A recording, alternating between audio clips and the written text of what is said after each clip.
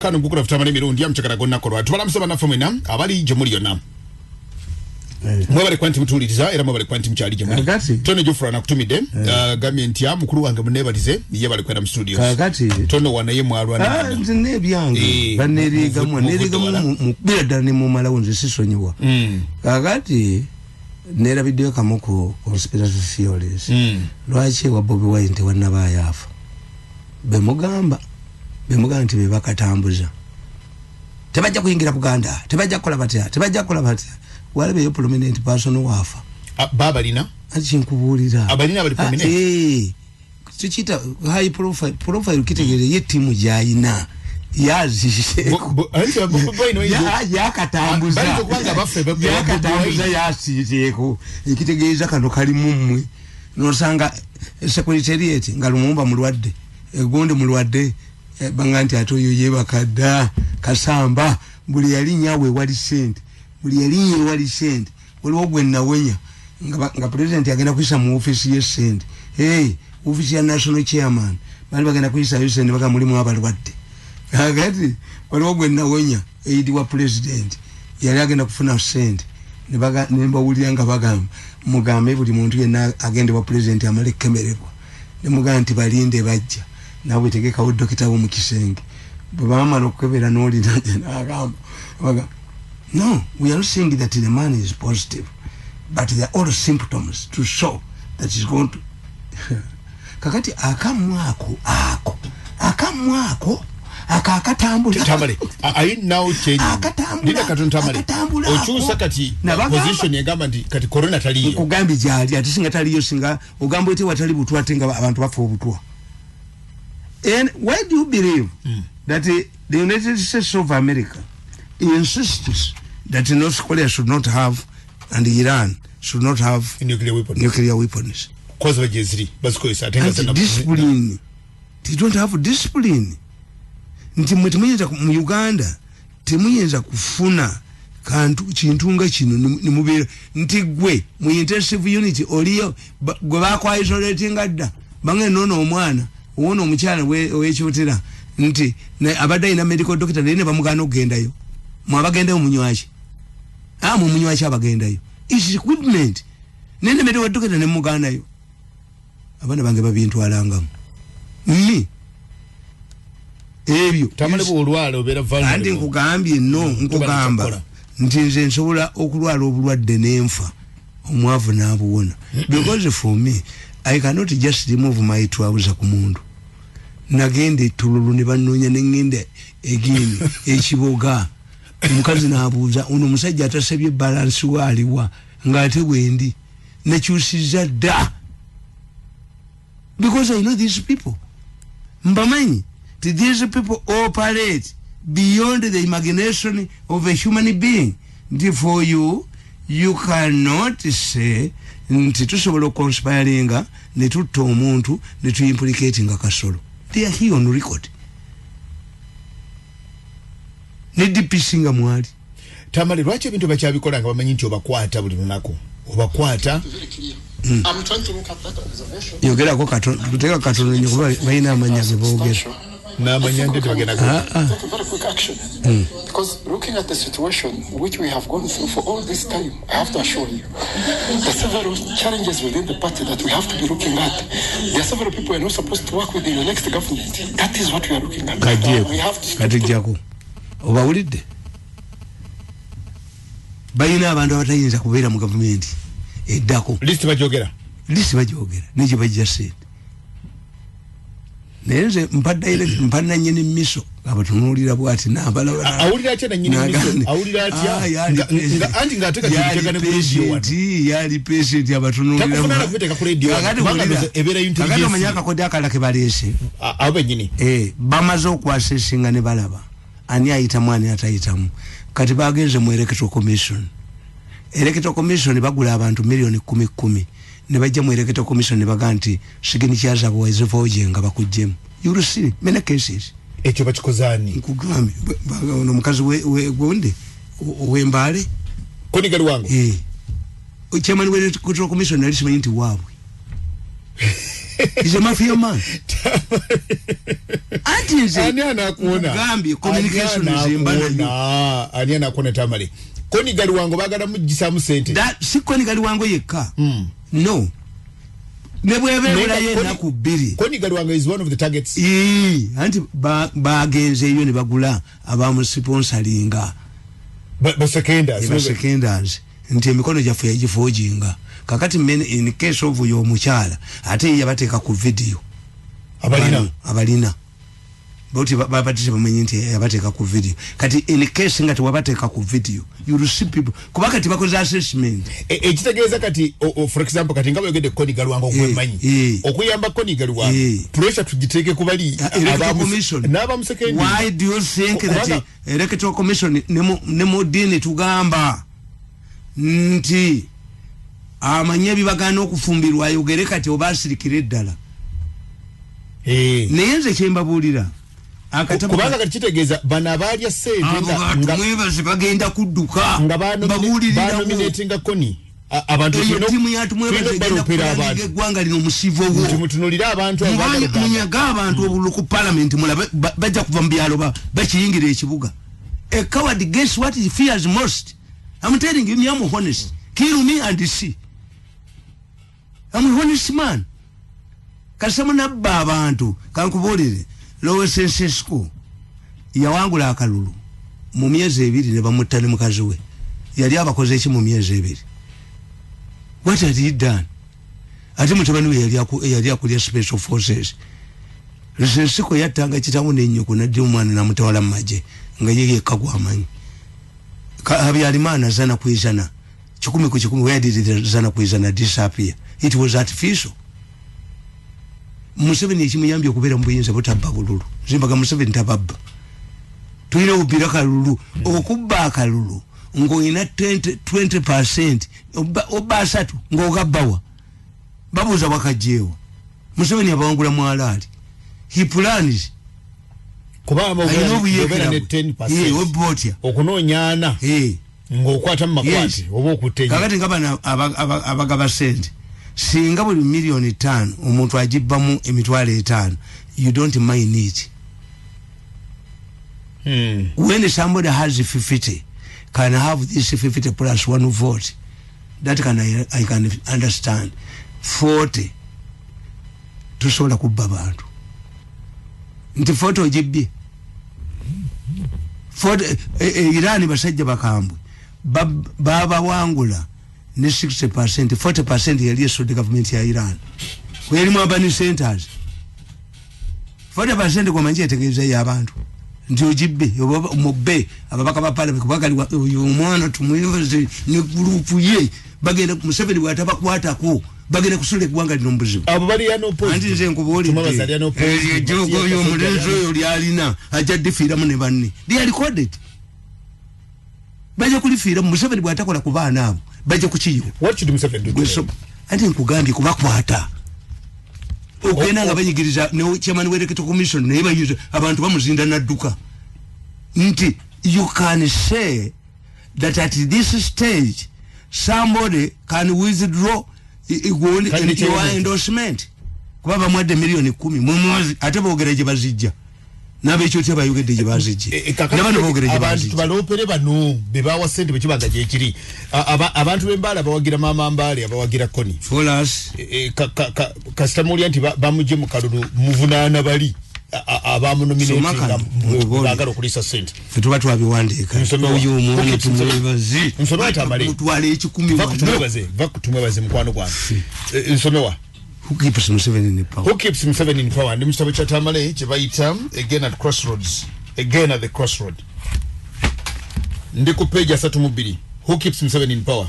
After analyzing the above, the question is why the opposition in Uganda has failed to defeat Yoweri Kaguta Museveni. My observations are based on 3 factors. In almost all the African countries where the incumbent has been defeated, there are 3 remarkable factors. Number 1, the opposition is fragmented. In many African countries, political parties rotate around ethnicity and renders efforts to forge unity against the incumbent impossible. In addition, the opposition lacks money to survive and only resorts to being the molds of the regime. This means that the incumbent As such cases controls both the party and the opposition. This is how President Moi maintained power for 24 years in Kenya. However, when Moi picked Uhuru Kenyatta as a political novice, the opposition picked Mwai Kibaki as their candidate because a Kikuyu could not vote for a non-Kikuyu. Number 2. Another important factor is that where the opposition has mobilized the masses against the rigged election, where the incumbents refuse to concede defeat, like in the case of Yahya Jammeh in Gambia.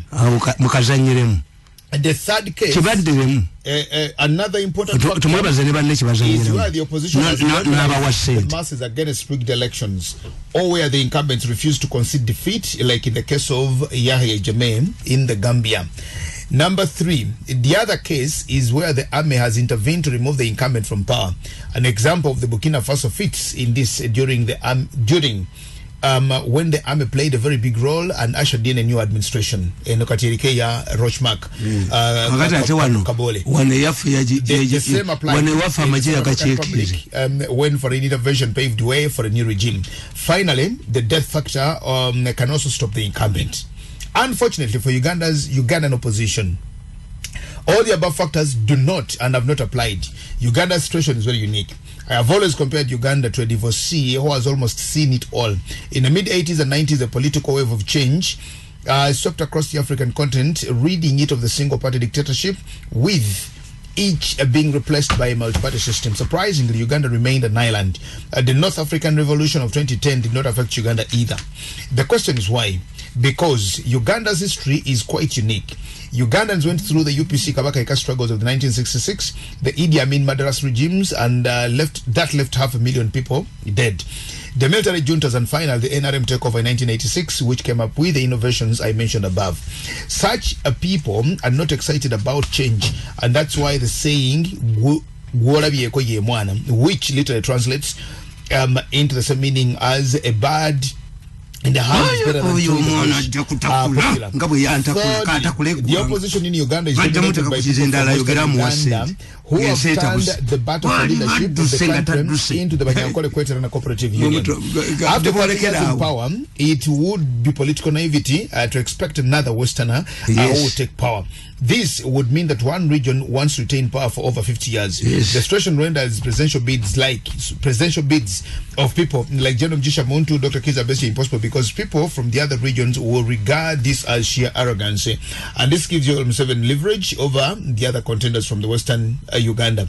Finally, the opposition has avoided campaigning on popular issues like fighting corruption and the invasion of the informal sector by the mafia. In Kenya, Raila Amolo Odinga keeps the government on its toes over matters of corruption. In Uganda, it is the opposite. The opposition avoid engaging in battles against corruption simply because they are the beneficiaries. What's more, high-ranking members of the opposition served under Yoweri Kaguta Museveni and therefore share the mistakes of the regime. In the public eye, they are as guilty as Museveni. In politics, once you wait to be sacked, you cannot go with your political clout. It's always advisable to bolt the way Levi Mwanawasa did when he resigned over the stinking corruption in Chiruba's government. He bolted before he was sacked. Yes. So keeps himself in power. Again at crossroads. Abana abo tubabuze bayina je bajja sente ekitabo kino kyawandiikwa for my country author Joseph Tamale Mirundi compiled at 5:33 p.m. over AM ngenda kusomeza 21 April 2017 Monsi yonna if members of the first family fail to evaluate the situation and make a proper decision eggwanga liwambuzibu nti banoonya kusikira Museveni. Normally shuffles zakoledwa Tamale agende normally shuffles zakoledwa Muhoozi Kainerugaba bulijjo of course alimu SFC nga Spaso senior presidential advisor on special operations bamuza commanding unit alimu for about 7 years bulungi omanyi Museveni is an expert on reverse psychology kati musula bulungi okuleta Lion of Mogadishu kati ulira Lion of Mogadishu ne bamuleta mu summit summit ya Mogadishu simina ku general headquarters ebirimu ebizibu bamutwale Sudan mubadde mugamba mutu ekinga nti battery between Muhoozi and Kyagulanyi kakati kitawe naye n'abalamu evaluate the situation singa Kyagulanyi bamutta it backlash is on us gendo containing abakuba Kyagulanyi bamulese kuba Kyagulanyi ensuwa anti rebellion yebadde mu bano obwo bwonna we buli naye obujja sente abantu bamanyiwo obutasobola na kwogera mu bantu you declare yourself anti an opposite lwaki omwana ono omugezi ennyo bamubuusa ekibiina lwaki takola bigezo tagwe tojja kukola ssebo ojja kujja mubalala babala mwolekedde muliro nze mbabuulira when I predict 10 things I see 8 nti kana katobwenka kuwa bwokasoma mukano how akazu politics runs in countries nkubuulira to the problem in Rwanda the Hutus had made a successful revolution against the Tutsis. The Tutsis had left, but the Hutus later split into two. A group from the northern Rwanda, where Habyarimana hated, and a Gundi. In the studio, Kakati, never split into two. Mukitaba kyange muno nkugamba nti Agasa Habyarimana ya dividing abakutu into two. The northern Hutus Habyarimana bali baganti Mulera. Omulera ye mwana azaliwo mukiga n'omuhutu. Mumbule baganti ulabo Mulera oyo. Mulera, you don't know what the word Mulera means. Kakati Habyarimana nga nabera helpless kumukazi. Ba moderates ni baba kwata ni baba siba. That's why RPF attacked Ruhengeri with the prison. He was there. Nebajemo ba Lizinde, Major Lizinde and others, the Hutus that had been imprisoned. Habyarimana onako olumu yagoba mukoddomi we maji. Brigade agenda ku mukolo nga amusiza namugagwe sagoba maji. Mama yangamba nzireyo. Yanga nkomewo n'okunkuza nankuza yamugobera ku brigade yamusanga ku mukolo Habyarimana. What happened? The Tutsis had made several attempts through Burundi to go back, but were always defeated. This time, because Agasa had divided the Hutus into two, those who were persecuted looked at the RPF as a leverage.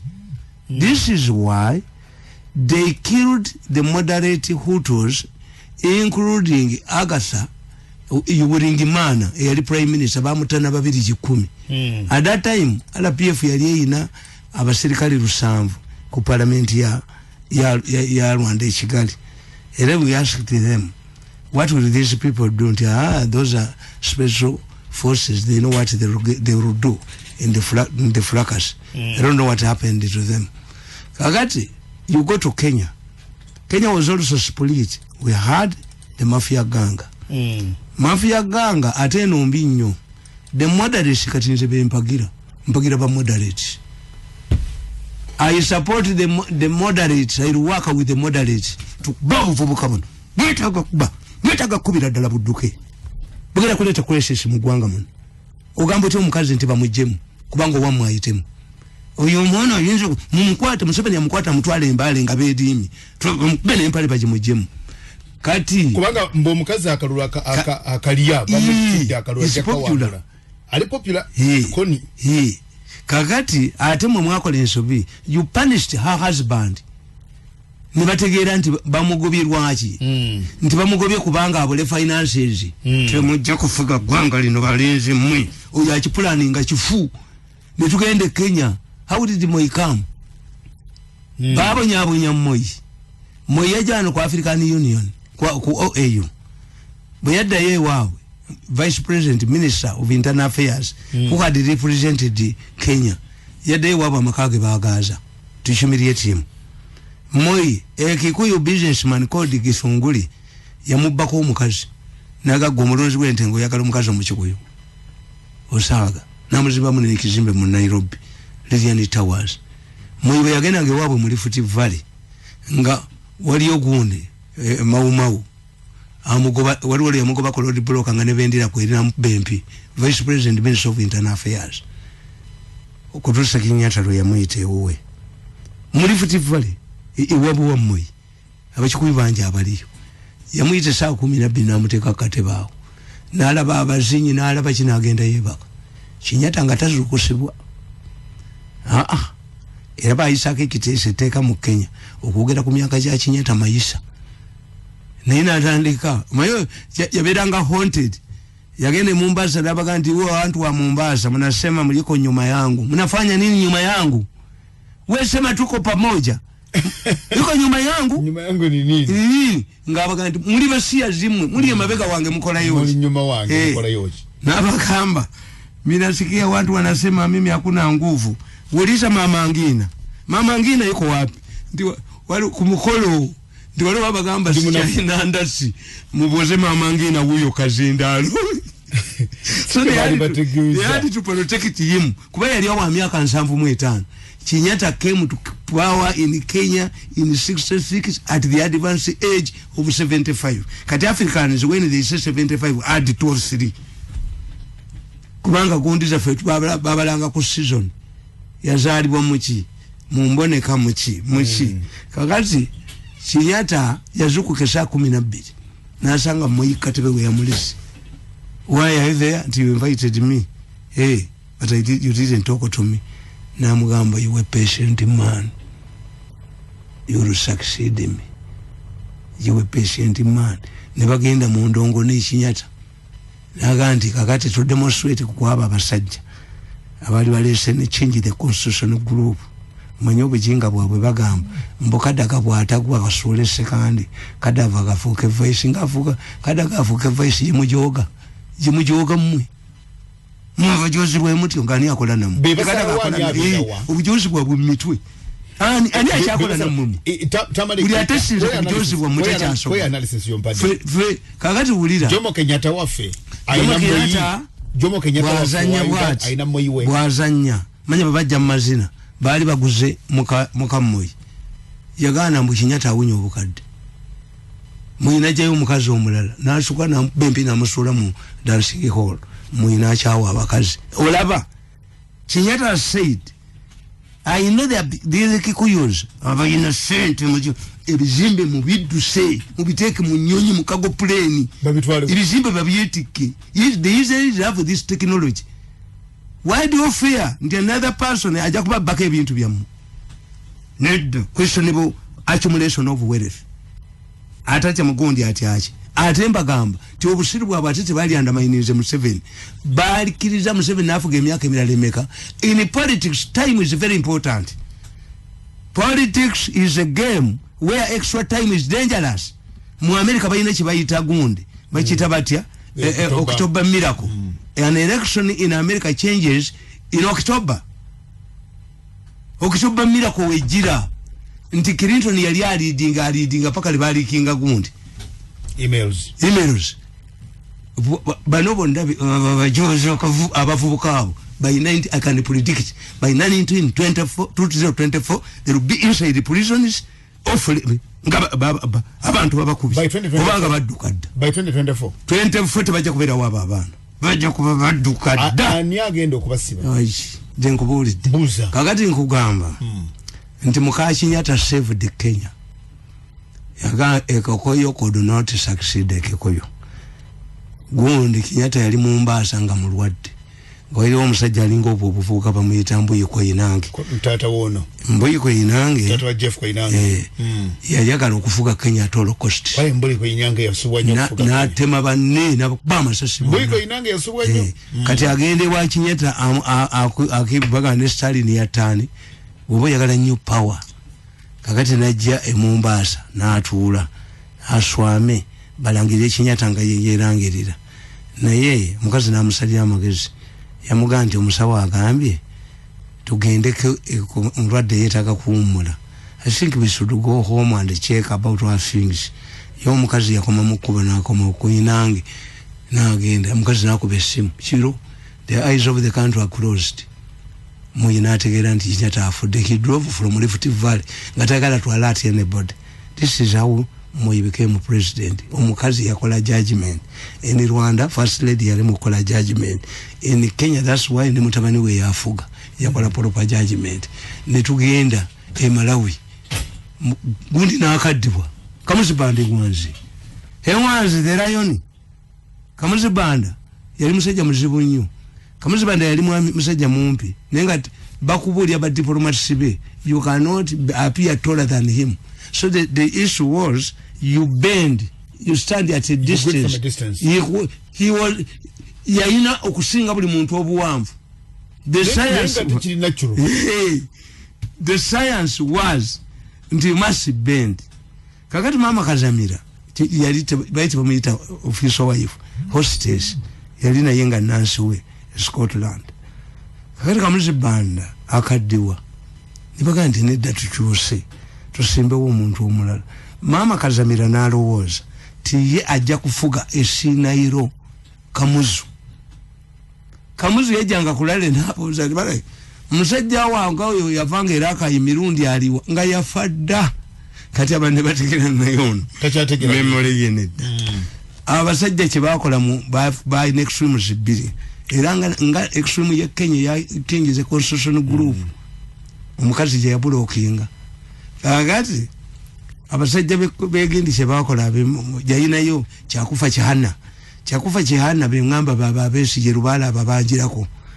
There's no way now like Mama Ngina decided that the Kikuyu could not succeed the Kikuyu. This must dawn on our people if we want stability in this country. Kakati Malawi weche bakola bawa bakiri muruzata manyiddwa abalwanyisa mu gundi Kamuzu yali Kerezia. The people voted a Muslim unknown. Baganti kwekusumu to be ruled by Mama Kazamira through proxies. Let us vote a little known. Bakili Muruzi. Yes. And two, reinstate the term limits. Gundi nabagamba wano nti mubiri 11 oyo kakoza yaleta term limits nenga byogera bya busiru nembaga nti Museveni si yabyagala. One, term limits are imposed by incumbents who fear their successors. Nti gundi yabagamba Jerry Rawlings yakola constitution nga ya myaka 8 2 terms 4 each.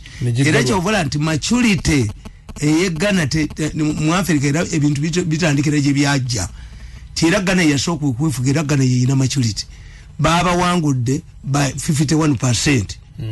Yes, 51%. Ate abantu kye balina n'okutegeera ne kati olusalo lulina ku speaker ewaabwe parliament balonze buli omu alina 3.5 kati independent ali omu yekka era yagenda okuditagira next speaker 51% wanu tebewa mu luguudo opposition ne ruling party NPP ya Nana NDC bona balese ba MP benkana bagamba luli independent ali omu yagenda okusalawo ani afuuka speaker naye yo maturity bono bulowoleza mukabbe mulabe muyite ebintu byano bifaanani bali luliro balonda baga nti bababbe ne bagenda mu court.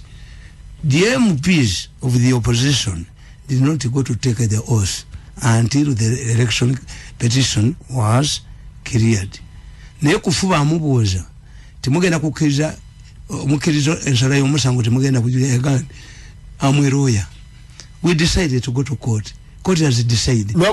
Ati kiki ekirala anti ono bamulayiza ati omusango kyagenda mu court omusango gwa kufu bamulayiza balayiza dramani omusango kyagenda mu court boba nibisera byatukira kati kakati kufu tugende kinajje anti ono abalamuzi kye babagambye kutumukunde you have a treason case against him. What happens? A successful revolution becomes illegal. Wafuka president ani mubanja kakati bali abasajja basalawo eggwanga lyabwe litambule. Nullification bino byo balimu tebabimanyi nabayambe mu katabo ka Bobi Wine nembatira mu etteka ly'ebyokulonda ne what we can conform to.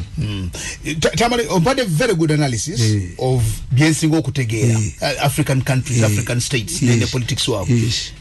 Mu Uganda tulina mba kyakufa kyali anti tebalimu. Mu Uganda tulina mba mama Kazamira. Mu Uganda tulina mba mama Ngina. Anti kakati kankubuli bwoba kochi w'omupiira ng'oyagala mutabani we yabasamba oba Obama nyoba tamanyi, you lose the game. Kubanga Semakula gwe coach. Yes. Oyagala Semakula bakatamba. Yes. Chembagamba. Yabakwata golu basobola batasobola. Nze bwentunulya Museveni mwasesinga. Mutunulya ne mulaba. Nti Museveni bamubuza mu America. I had a chance, I think some respect for me. Bamubuza nti Mr. Museveni, you have not stashed money in Europe like other African leaders. What your retirement insurance? Museveni yabaga nti my retirement insurance is a peaceful Uganda. Ayina kuyola buvubuka buno obaffe tubutwala emisindi agijekoledi bamutwe bagwaso beba mutirewo. In the meantime tuyina kuyamba modality mafias babu vubuka buno omusajja n'aba wa chance ndi nebizibu munsa yiningire ku account yake mu billion 2 tusigaza akajiko mu nyumba ndese gwanga tewo omusolongo bwo bwana we buliwa. We must be tough on them. Dine gwanga lyafu kagani nkugamba nti we must install term limits. Now that the person, because of his earlier contribution, we interested with the unlimited term is retiring, we must reinstate term limits. And once you reinstate them, tebiri jibwao. Omukulembeze constitution ya Ghana bwe bali bagikola tebagikola nga yawan. The Ghanaian constitution says no president of Ghana shall rule Ghana for more than 2 terms of 4 years each. Full stop. No lakuna. Kati tichiriko tichirika. Tichirusibwa. Eya Uganda egamba no president of Uganda shall rule Uganda for more than 2 terms of 5 years each. But this is amendable if it gets to such majority. Bible yakuganta obanga toyendanga. Nebo mukola Bible yegamba nti oyenda kuwa busigalo oba mulamuwonga mukazi wagenze mulumbe teba Bible. Teba Bible. Teba Bible yekulekera orutu nti tobanga n'enjala bwe bekuluma ngonyangaraza teba Bible. Teba Bible. Teba Bible. No. Yes. Ekokiriza ne gamba tobanga nebo laba tibakulaba nti bano bali mu paniki naye abakyeshinga nti batwitinganga. They are talking about Muhozi project. What about the Rwabogo project? Why do I fight Muhozi nga namu owalutwa ali mu minister? Toko lutwa owalutwa Bazilio owobota ali mu parliament. Oluchamuze yaleta ne muwalawe owalule yalimu. Then why does it become a problem when it comes to Museveni's son? Because Muhozi cannot impose himself on the people of Uganda. But if he has the chances of being elected, what's wrong? Ubanga ni mu advanced countries, you see, onomukazi gwe basibya jo eyaja wana akachala aka South Korea. Tata wako paka yanunula South Korea. Jeno Park. Yes. Tebakalonda. Basomeje baita New Village. Oh no. Bano bagandi sina bazukulu bagandi bazukulu ba Nero abantu kibatamanyi Nero ye yabbulamu abaana be gandi yali chabirinako abafuze buyindi as the last good government chairman wa Congress party on Sonia Gandhi mu Italy. But what mattered was the name of Gandhi, because the politics is a name. Is a name. Yes. Muzukulu wa mini mutani wa mini sali mu parliament ono alirudawo. So if you made a name watch wono kayemesinga yekka, but who doesn't want omwana we to succeed? Njagala ombulire lwaki ba Bush bakomawo nejebu abadako miyo lwaki Clinton yakomawo nga nebba yafuga nejebu yali akomawo kwa kusatu. The Kennedys controlled one constituency for 40 years 45 years nga yaba Kennedy 45 years. These are orthodox constituencies you can control, but firire sibujozi buno bunyange nagisi obujozi obunyange nagisi bano bwe bakola sibujozi firire oyino muuliriza ba mita dana bukirwa ya kutumineri ya kanagisi ya mugoba kanagisi bago bakwana gishi abayina nje Museveni mulaba bwako nti if you have been tweeting kanagisi wabagoyogera ko nange nategedde ko tibamugoba if you have been tweeting that Muhoozi wants to kill Bobi Wine and the special force people who are deployed in the police be bakola ebintu ebyo kakati kabale kalete lwakuba ajja okudda gwempulidde kayinza okudda mukyaka nagisa atajja kunyiza nnyo kakati okusinga ate bwali ati bankola kyababana bebabiza nze kastomwana oyo yaneregamu najja tewali yanerega nalwiso namusonyiwa naye bano baggula ekitasobola kuzikira okatera mangu anti nyesaza akayoka liba kalijo emanga tekubwa kutaka bwesituke kubana ekwabiza namusonyiwa nawulidde akatambi nga bagana nalwiso teyabimanyako balimba president ntindaga wambabaza neyanziza nnyo tugenda okutunkana abavubuka and what they don't know these boys are idiots. Why? If you don't want Otafiri, you don't want Muhwezi, you don't want Mirundi, you don't want Kasolo, what if we hated form a political party? What will you do with us?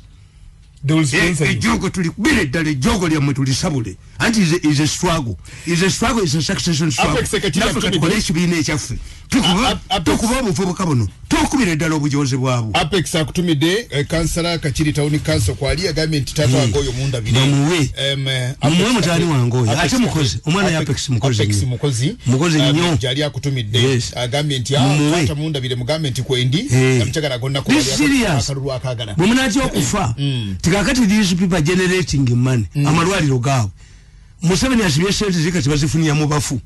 How could muleboza the family surrender mulogoza to these people? Era ze use family sirijiddamu eyamulowooza ngangenda kukimayo kino kuzika sijja kuzika. You cannot surrender your tata wa mugomo manyidde ddala nti babadde bamunoonya yakula ettaka bali bagala kulitwala ate banne nja kwewu. How can I be treated in Uganda except under the supervision of my son?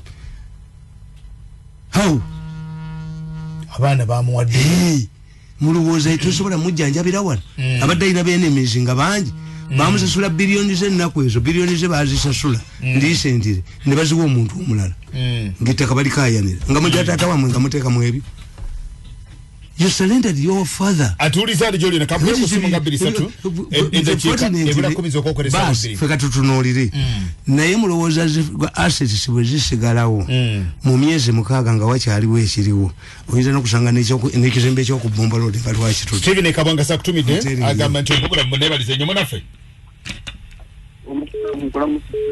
tuyite bisimu bwangu gwani obumajjo nafanyuma kifuma obadde ogamba otya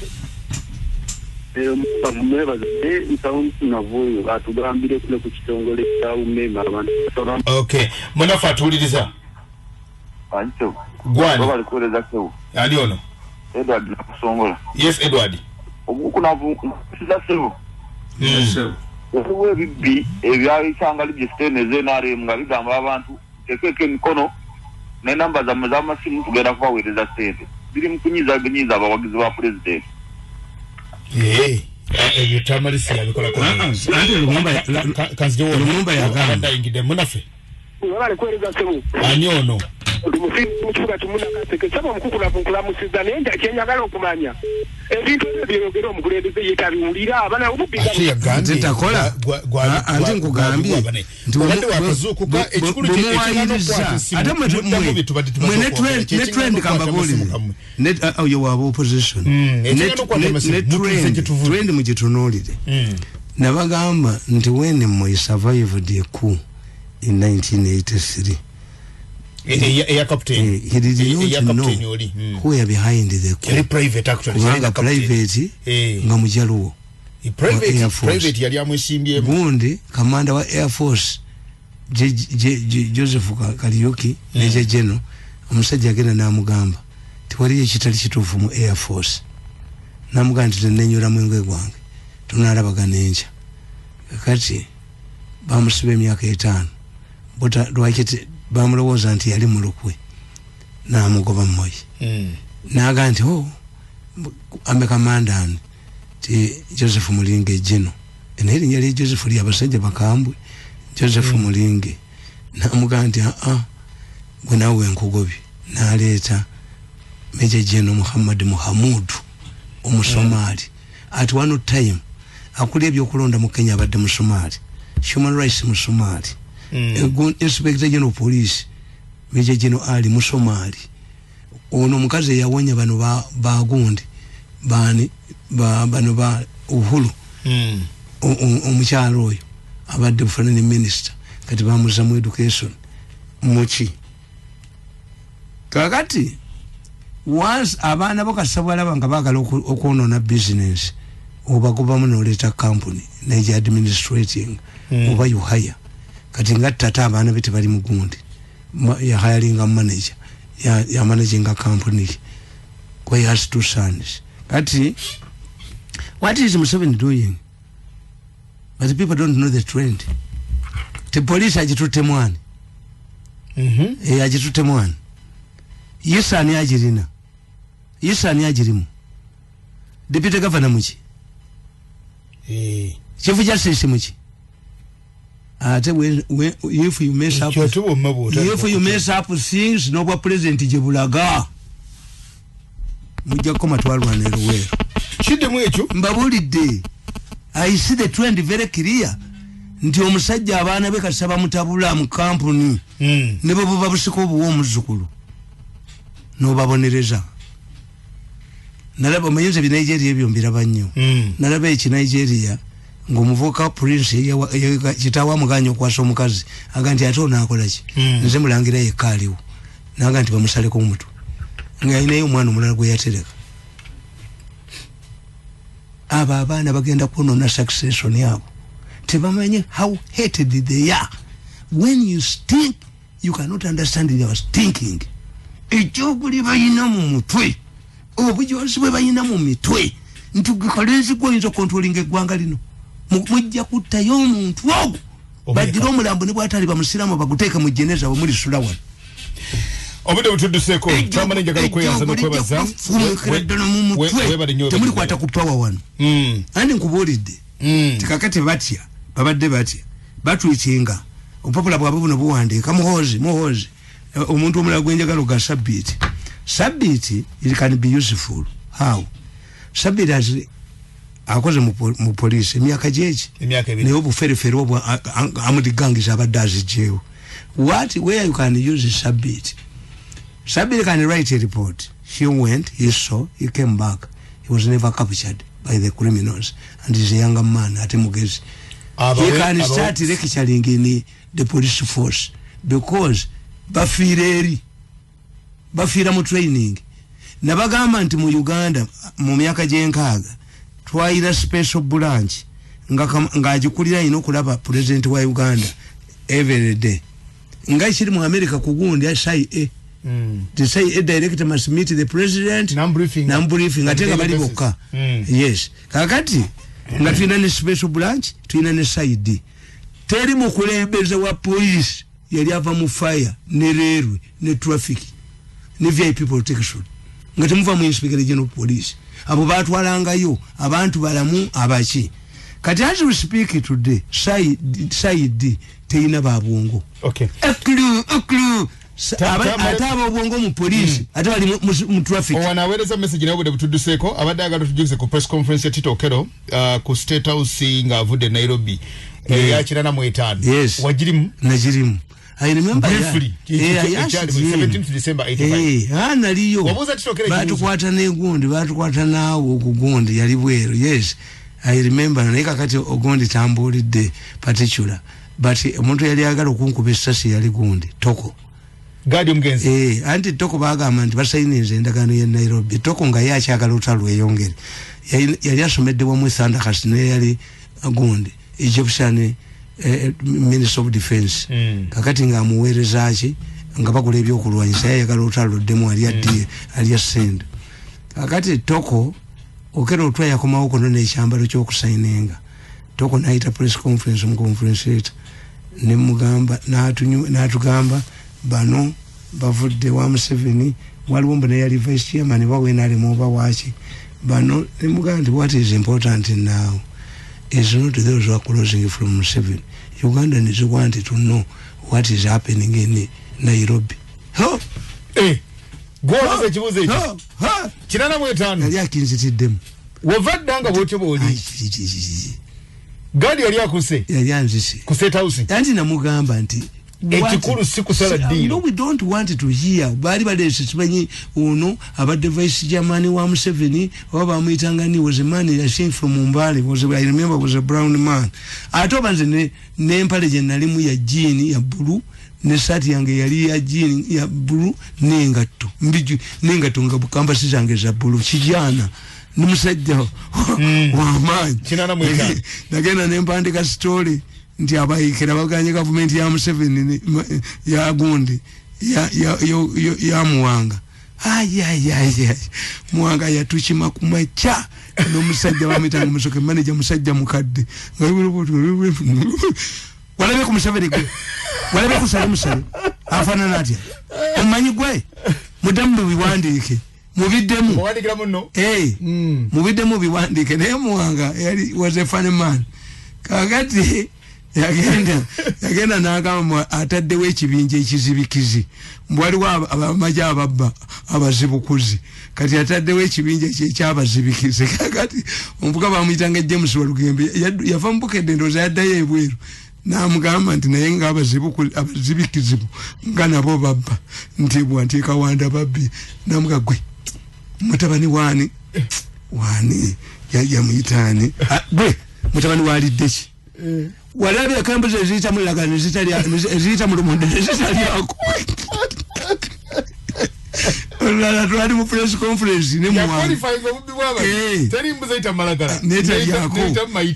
do you expect the soldiers not to rape women not to kill kati twali mu press conference era kugokera obulutwa bino ebyokuwandika okuwandisa amawulire they created the censorship during Lutwa's time we fought it bagiteekawo censorship committee mwali mulutana mukola mutya anti balaba omukazi ku road block ngali rubuto ngbalisa abajasi wano mukambala fune efuga walala lesitu walala oloze erinya gundi gundi half London ndiyava kuki ngaye wali abakayire wali peace Kampala was balkanized kakati abajasi bafuna balaba omukazi ali orubuto nibawakana mwana mulenzo bamuwala nibamutujja ekitala to determine the sex of the baby. Yes. Kagane tuchikuba mawulire nibadita censorship. Many people who served on the censorship bali respected in mawulire. We fought with them. Twaba kuba. Young as I was. Twaba kuba one. Neli tuwenza kubitukola. Kubanga you have the capacity to defend. Gwe. Abakobere bya social media. Ufunu umwogezi wawe. Ainaka abantu bameka ku social media. Rogers Mulindo ainako bameka. Domba inako bameka. Yes. If your wife does not know how to cook food, you cannot force the neighbor's wife to cook for you. Oba kutafumba. Fetwajja ne mutugoba. It is one of the reasons why tibasobola kunzita. One, ntibagamba mbakolera. I support MUSEVENI. Ni mchitulidde mukunsi mukabuli ne mugulu. Nzeja agenda sema kola zikusoka isaa ziri biri. Kati jemba denja kalo kugamba tugenda. Nti okero lutwa yatumira Muwanga. Onajja. Nti Your Excellency, the president wants to talk to you. Muwanga namugamba. Gandhi tell the president that the prime minister is busy. Ngetuli mu press conference. Nga Muwanga azanyira kwani kulutwa ate yasulawo. Ayasulawo. Nakanti baletera ugondi waligo. Abraham waligo. You can't tell the president. The press conference najjo musajja ngadduka. The president wants to talk to you. Go and tell the president that the prime minister is busy. Teyamusuzaawo.